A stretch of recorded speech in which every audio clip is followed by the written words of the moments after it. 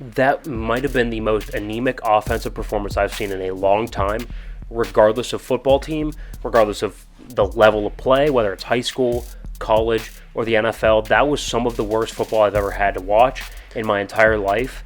I found myself actually bored watching it. It was really bad. The Steelers really couldn't generate anything offensively. I watched the entire game, and it just looked like they were trying to get going the entire time. Mitch never really settled in. The offensive line wasn't creating holes for Najee. And then I actually saw a couple of plays and even some highlights just later on throughout the week of Najee just almost looking lost. There were a couple holes that opened up, and that was a bad look. Did not follow the blocks all that well. Outside of that, though, I mean, our receivers seemed to play well when they could get the ball thrown to them. Right. And the ways that the balls were being distributed. I mean, it was just... So I think this is... So I was watching film for the TikTok, right? By the way, if you don't follow TikTok, go follow Now The Issue podcast or the underscore. The issue underscore podcast. The issue underscore. You never know which username's taken on which platform. So anyway. Links in the description. Yeah. Okay, yeah, link in the description. Perfect, right? So I'm doing a little bit of like film study type stuff, looking at some college quarterbacks, right? I like to kind of get a look. Are they going to project to the next level? What do I think about them, right? I'm looking at... Oh, God, who did I just look at? I was looking at Jackson Dart, Caleb Williams, right? So Caleb Williams, the USC quarterback. Yeah. I think one of the more impressive things I saw was his ball placement, not just, oh, there's a guy in the corner of the end zone, 30 yards out, can you hit him? That's great. Yeah. That's great. That's super important. Nowadays in this league, though, it's very get your playmakers the ball in space, let them do all the heavy lifting, right? Mm-hmm. So you have to put a ball in a place that allows them to have yards after the catch, right? You got to throw them upfield, if that makes sense. Yes. Right? If they're moving towards the middle of the field on a slant and you throw it even just at them and they have to slow down for a second, well, now they're not getting yards after the catch. Oh, yeah. Right? So it's little things like that. And it's just, it's pick and stick football, 2-yard outs, 2-yard ins, 2-yard sticks. It's just... needs to be cleaned up a little bit. And it needs to be, brought to life a little bit with some down the field type stuff. So... I think down the field type stuff's important. I think we need to get back to running the football with some physicality. Right now, I think the offensive line is going to be able to do it. We have big dudes. Yes. Right. I think we're going to be able to run block pretty well, but we have to commit to it. Right. We have to commit to put in Derek Watt. Like, we pay him a lot of money. Put him in the game. Give me 2 tight end sets. Run the football. Yes. Right. Don't mess around. Give Najee some defined looks. Hey, you're going to get this ball. The B gap's going to be there. Hit the hole. Let's at least get 5 or 6. Mm-hmm. Right? And Kyle Shanahan is a wizard at this. He creates a numbers advantage on that side of the line by manipulating personnel and by manipulating formations. He finds a way to still have Debo on the field, still have Brandon Ayuk on the field, so you're somewhat spread out. Right? You basically take 2 to 3 guys, depending on if they're running a safety at the top, out of the equation. Right? You got Ayuk and Debo, so you're going to have each of their corners, and then probably a safety over top.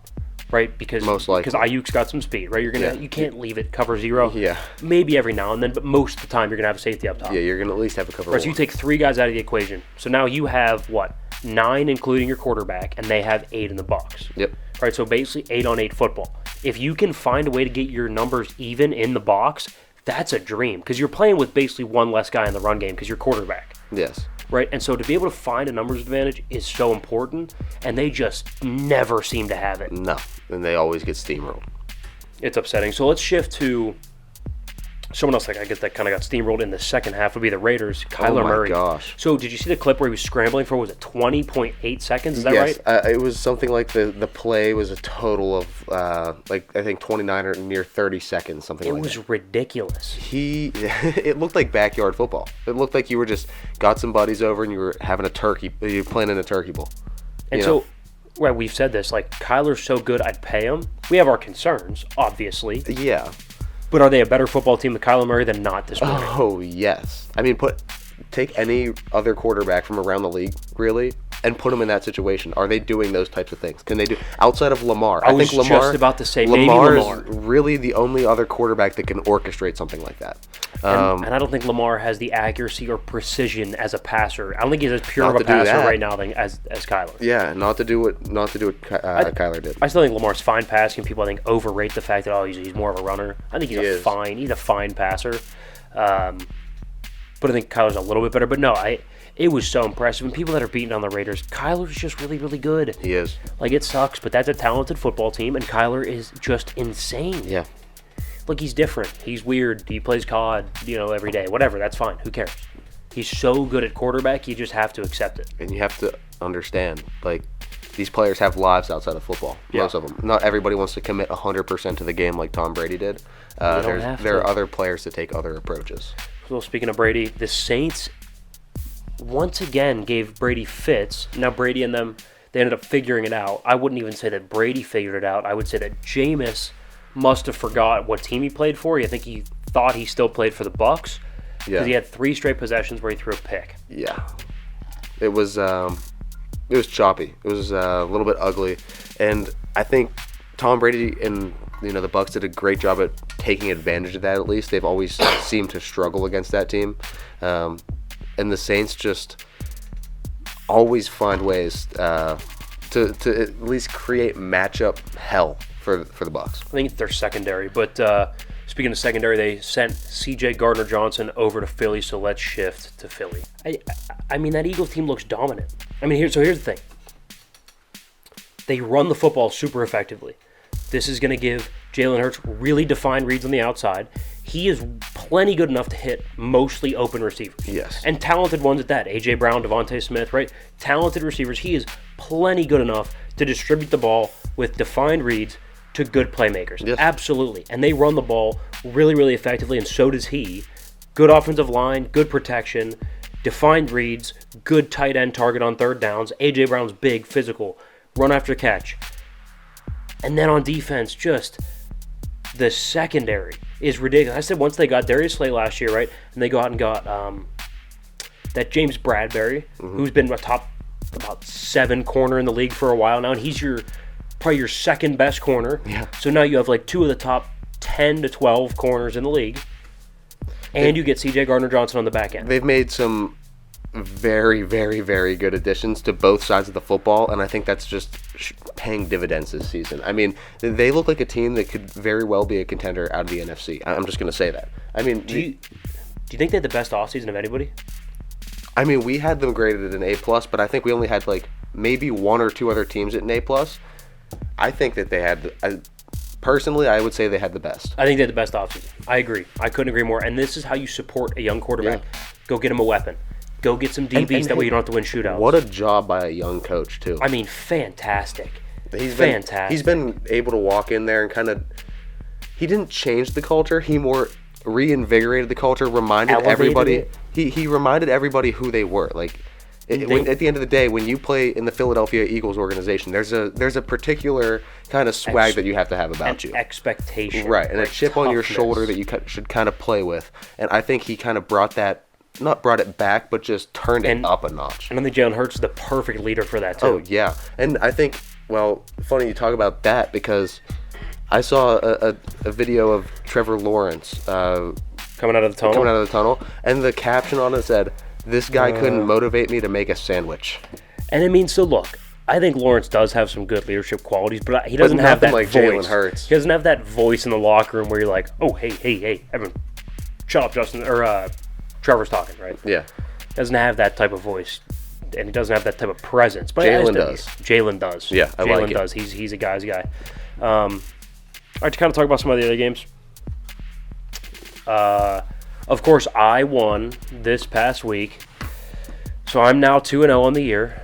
I'm sitting with the Bills and the Dolphins and the Chiefs, all the good teams. You are, of course, 0-2. Hey, it's fine. You got good company. You got the Falcons, the Raiders, the Titans, the Panthers. So not all hope is lost for you. It's okay. But either way, so to review, obviously we had the Chargers Chiefs Thursday night. Really entertaining game. It's tough. That is just a tough look. I hate it. So we had the Chiefs Chargers on Thursday night. Super entertaining game. I thought one of the most impressive singular throws of the day was Justin Herbert. 4th down. On 3rd down, he is hurting so bad in his ribs. He ended up, I think, breaking a couple of them or something with the cartilage. He had to, flick it out of bounds because he couldn't make a throw. Or he could have even ran for a yard and got the 1st down. Couldn't even do that. Next play, drops back, throws a dime up the middle of the field on 4th down. That was unbelievable. Yeah. That was impressive. Justin Herbert's that guy. I think I walked away from that game thinking more of Justin Herbert than I did anybody or any team in that game. No, obviously Mahomes and the Chiefs, they've been fantastic, but that was an impressive showing in a losing effort. Commanders and Lions, Carson Wentz started slow. I think he ended up having a pretty decent game overall. Started slow. I watched a good bit of this one. The Lions' defense, their pass rush is pretty legit. It is. I mean, they are putting pressure on quarterbacks. And Aiden Hutchinson was definitely the right decision. Oh, 100%. And here's the thing with that, though. You need that in the NFC North. You got to get pressure on Aaron.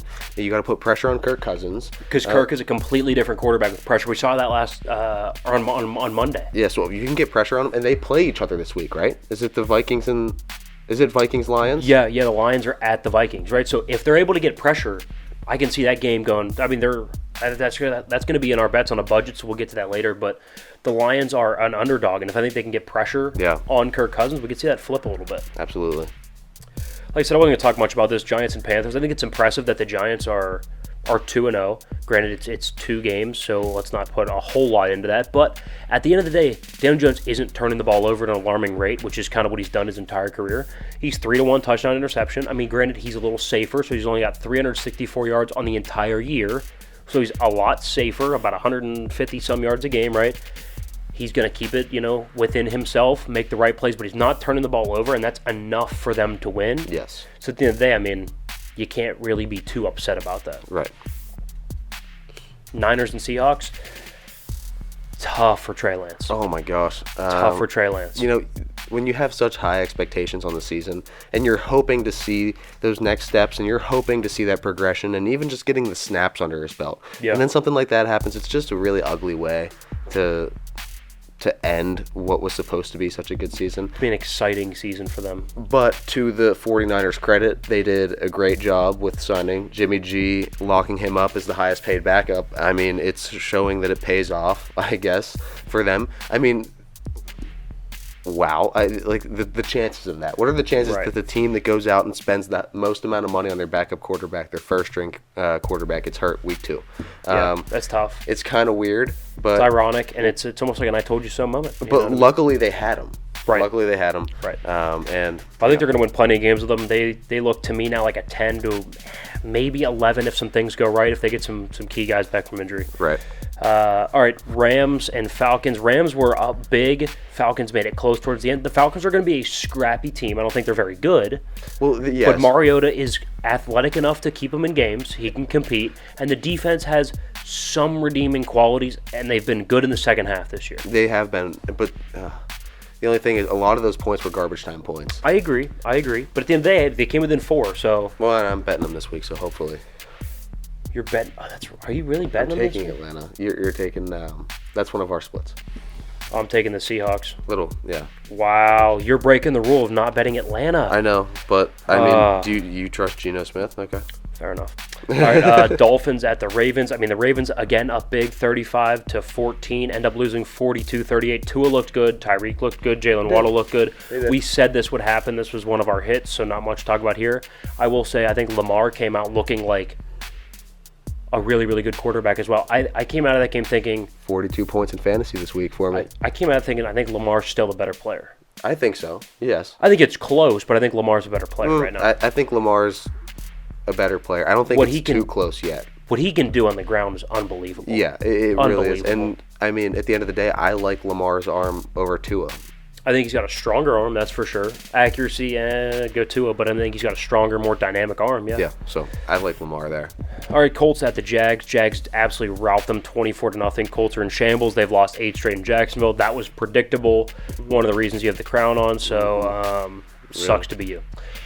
Jets at the Browns. Jets in a thrilling fashion, 31-30. All Nick Chubb would have had to do is slide down instead of scoring that last touchdown.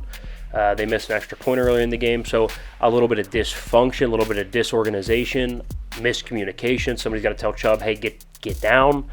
He doesn't. Jets scored 2 touchdowns in the span of a minute and a half. Oh, that's such a little IQ mistake there. And really you don't expect that from a Nick Chubb. You don't. Oh, he's mostly a solid player. All right, Bengals at Cowboys. Did not expect the Bengals to get pushed around, but at the end of the day, pass rushes will put quarterbacks off their spot. I think Micah Parsons was super effective. Joe Burrow really couldn't get comfortable. and they can't really stop anybody with consistency.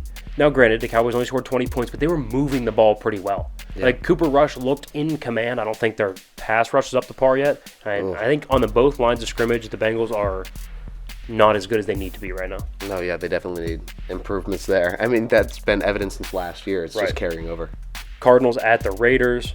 I mean, Kyler's incredible. We talked about this one already. All right, Texans at Broncos. For some reason, Russ just can't get it together. Yeah. It is what it is. It's really starting to be a little bit alarming. I mean, look, the Texans are scrappy. They have a decent running game. Their secondary's okay. Sure, but it's the Texans. Dude, you're in the AFC West. Yeah. You got to beat the Chargers. You got to beat the Chiefs. You got to win by more than 7 against Raiders. the Texans. I agree. Packers, as you know, it's not a shock that they beat the Bears. This is what happens. Aaron plays a good team. Ugly. Isn't very good. Ugly. It was ugly in the first half. Second half, they kind of pulled away a little bit. 27-10, not a surprise there. We talked about the Vikings and Eagles on Monday night. The Bills rout the Titans. Stephon Diggs put up, 3 touchdowns? He had 12 catches. Insane. I had him in fantasy. That was fantastic. I played against him in fantasy. It was not fantastic. That sucks for you. Yes, it does. We saw Malik Willis's debut. He went 1 for 4 for 6 yards and had 4 carries for 16. He only played for a couple of series at the end, but Josh Allen looked dynamic per usual. I mean, that might be the best team in the league. I think it is. Yeah, I think so. Well,